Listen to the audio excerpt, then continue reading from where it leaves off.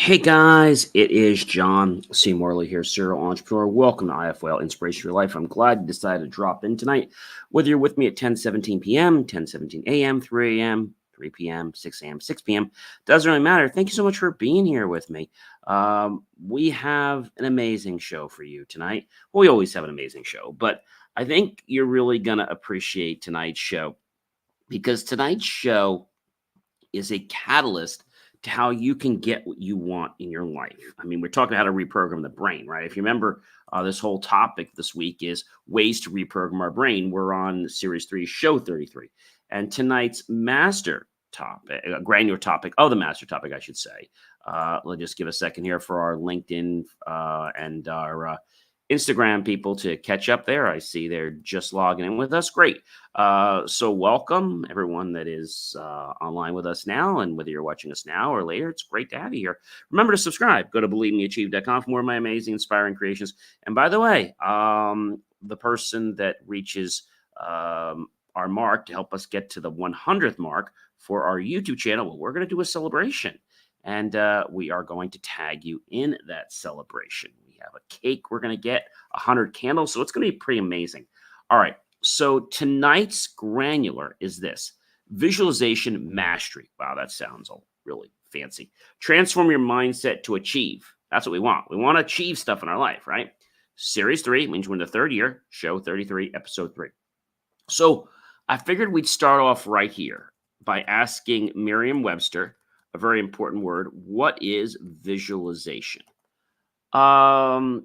So the thing is, there's visualization and there's imagination, right?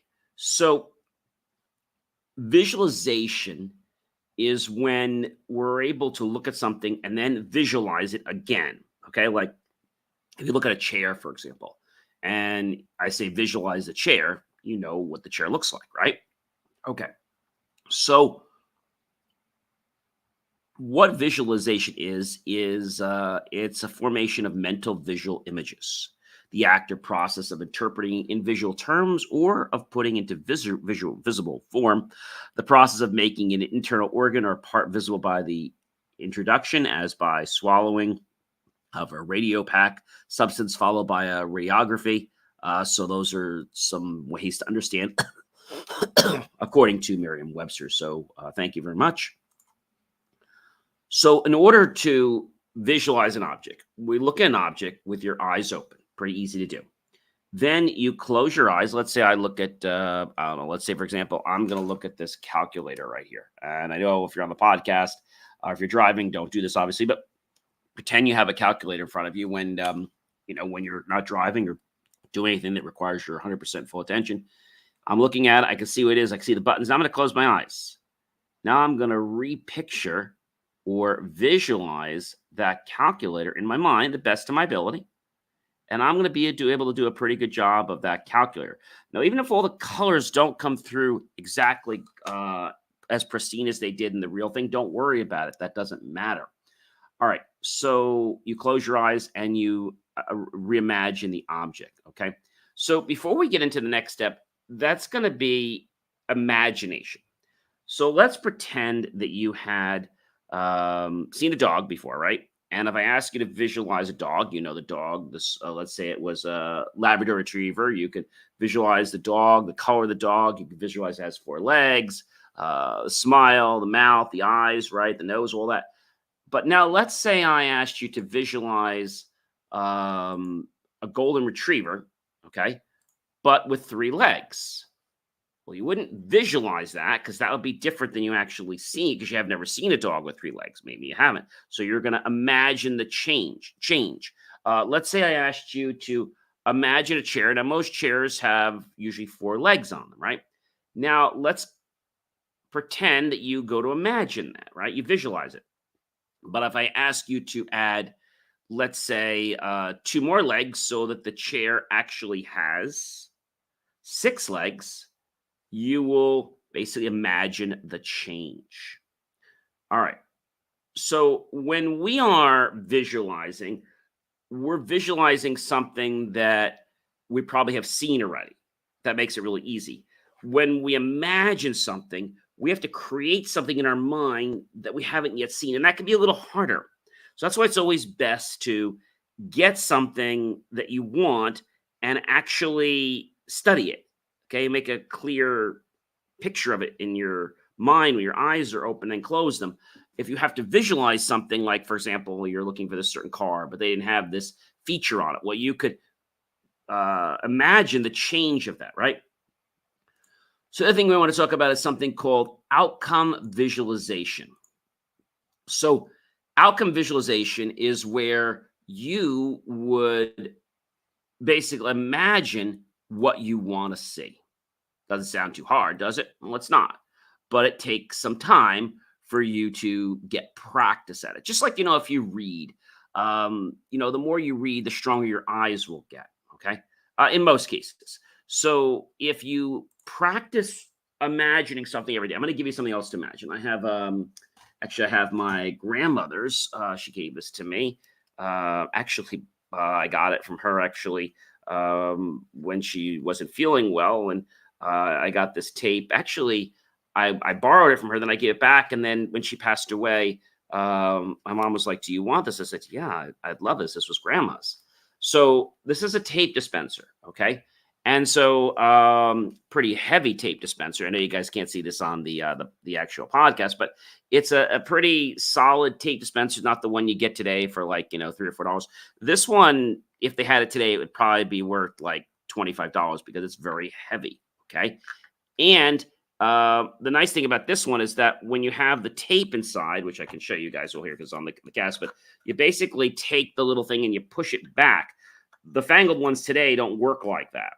And you have to use the spool that it came with. If you don't, well, then you cannot use this particular tape dispenser. But it's a really good one. It's very heavy. I like it because, when you pull the tape, the whole thing doesn't come around. So that's really good. It's almost like a paperweight. Let's say I asked you to imagine a stapler like this one here, swing line stapler. You could do that, right? Now, this stapler happens to be black, right? If you never saw their red stapler, I could say, gee, now I want you to imagine this stapler. Close your eyes and imagine this stapler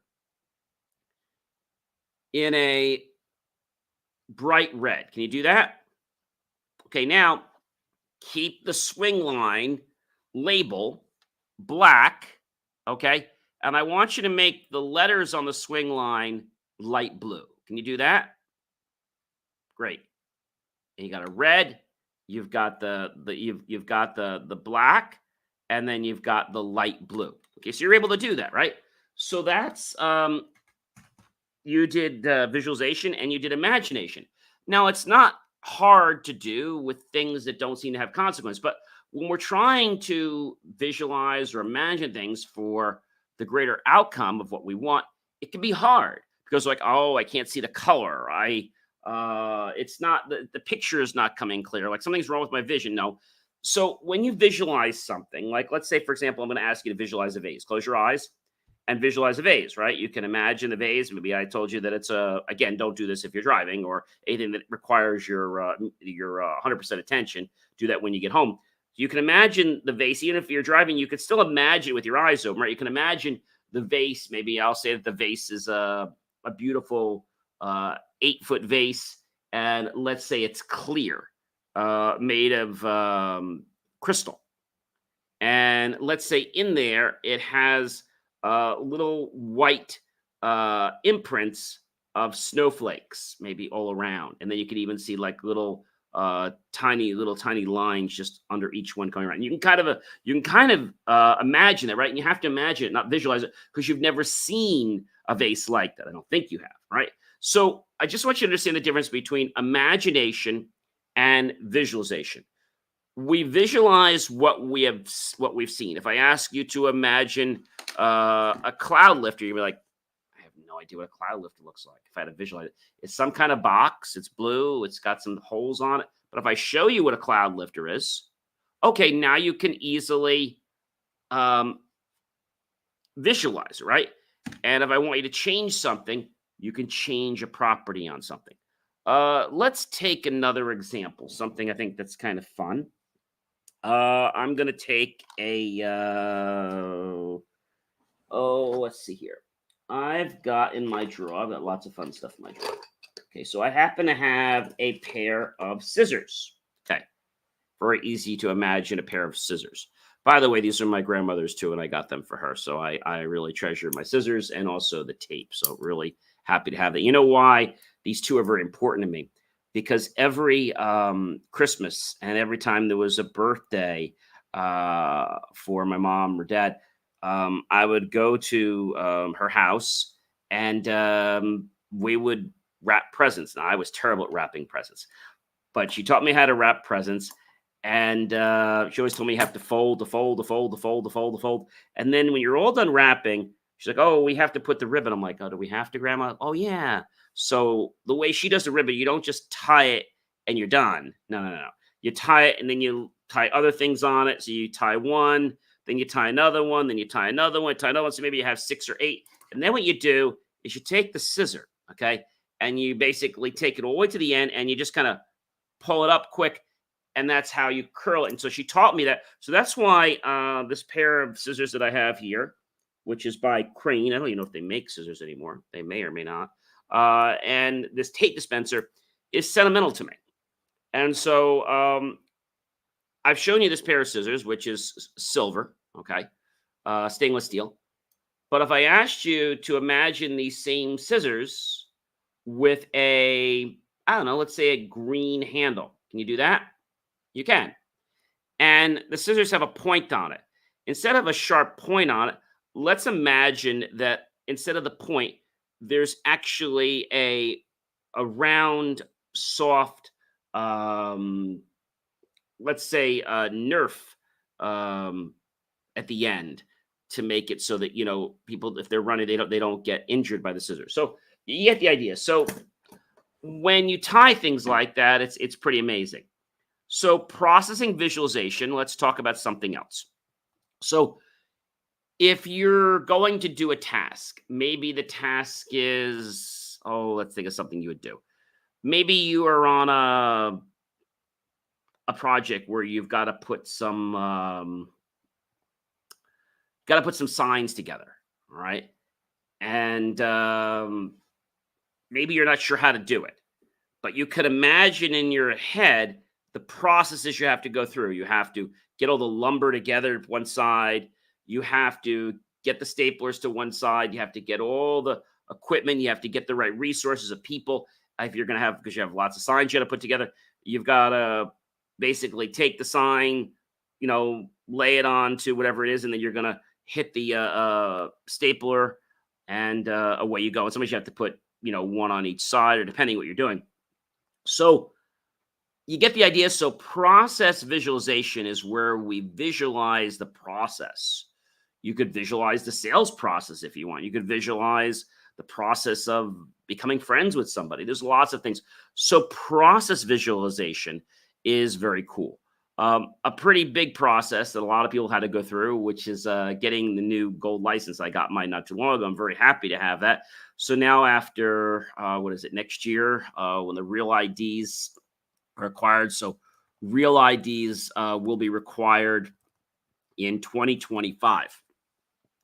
So it's May 7th, 2025. If you don't have one, you can still travel, but you're going to need to have your actual passport. All right. So you can imagine the process of what it's going to be like to go through to get your real ID, right? So pretty cool, right?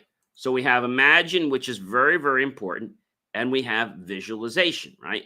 So imagine is when we have to change what's there, either a little bit or all, and reshape it, okay? Let's suppose that you've all imagined a dollar bill, right? Pretty easy to do. Let's imagine that the dollar bill, okay, is here. But let's imagine that instead of it being a dollar bill, we would like to have a $5 bill. Now, they haven't had those in a while. You can put a 5. Maybe we want a $6 bill. We could imagine that. Imagine a whole hand, ladies and gentlemen, of money from 1 to 10. So you have a 1. You can visualize a 1, Two you might have seen before. So if you have or you haven't, you either have to visualize it if you've seen it. If you haven't, you have to imagine it. A three, got to imagine what a three would be like. A four, a five, a six, 7, 8, 9, 10. So you can visualize that all in your hand, right? All fanned out. And you can flip it the other way so you can see the different presidents on it. And so, pretty interesting, right? When you imagine, that's the key to you creating the blueprint of what's going to happen in the real world. So we have to do visual, we have to create twice, once in the mind and then once in the real world. So this is our blueprint, which drives our body, our subconscious to do those things. You want to use all of your senses. So that is seeing, hearing, touching, tasting, right? Smelling. So let's imagine right now that I've got this box, okay? It's about a cube. It's like a 2x2 cube. And the box, let's say, is black, okay? I want you to imagine that if you open the box, it makes a sound. And let's say it makes a horn sound, right? You've heard those, seen those, heard things like that before. And as you do that, you notice that the box is starting to smoke. Nothing dangerous, but it's just smoking now. Then you see all kinds of red flashing around. And you start to smell something that's pretty good. And then you see the word that says caution and wait. And a few seconds later, the caution goes away and the wait goes away. And you notice that there's something right there, and you pick it up and you can feel the texture of it. It's warm. It's not hot like it's going to burn you, but it's warm. And you may or may not know what it is. And you put up your nose to smell it. Smells pretty good. You put it in your mouth and you eat it. It's a roasted chestnut. So you see how I described that whole experience? That's an example of using all our senses. So when we do it with our eyes closed, it becomes a lot more impactful. So let's talk about who has used visualization as well as imagination, okay? So one person is solo rock climber Alex Honnold. He's used it quite a bit. NBA basketball player LeBron James. Olympic serial medal winner Tori Husky, 3 golds and 2 silver. Former Navy SEALs such as David Goggins or Jocko Willink. Okay? Pretty cool if you ask me. They all understand one thing, that mental exercise is just as important as the physical exercise. You know, they once had this study of 3 groups of students. One group of students went down to practice basketball every single day after school was out. The second group of students did nothing. They just went home and didn't play basketball. The third group didn't go down and play basketball on the court, but they actually sat in a study room, closed their eyes, and mentally visualized holding the ball, dribbling the ball up the court, shooting the layout shot, right? The layup shot. And now I have a question for you. Who do you think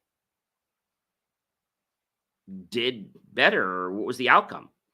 Well, the group that didn't practice, the second group, they obviously were no good. They couldn't shoot at all. The first group did pretty good because they practiced. The third group actually did very well too, because see, when you do the visualizations, neurons that wired together fire together, and the same muscle groups fired in those students' bodies, which I think is absolutely amazing. So we just went through a very, very powerful technique here tonight, which is visualization mastery. Now, you will not be a master at this if you just think you're going to listen to this once and then bam, be an expert. Doesn't work like that. I know, because I thought that I could just call upon visualization anytime I want, but I can't until I actually took the time to practice it. I only started practicing it a few years ago. And the first time I did and I got good with it, I started to notice that my life shaped as the things that were in my mind, which is pretty cool, right? So the universe does not talk in words. The universe understands pictures. And it's the feeling, as according to Neville Goddard, when we live the feeling of the wish fulfilled and we have that state, right? And we get into that state. And the best time to do it is just like we said before, just before sleep and when you're also waking up. That's really a good time. So I hope you guys found this helpful. My name, if you don't know who I am by now, I'm going to tell you. I'm John C. Morley, serial entrepreneur. It's been a privilege, pleasure, and honor to be with you this fantastic, amazing evening. I hope you'll like, love, and support the channel. Comment below, tag your friends, colleagues, associates, with everybody you know. Of course, remember to follow me. And I hope you guys are going to enjoy the rest of this week because I've got lots more to share about the master topic, which you guys remember what that is, ways to program our brain. Have yourself a great rest of your night, everyone. Take care.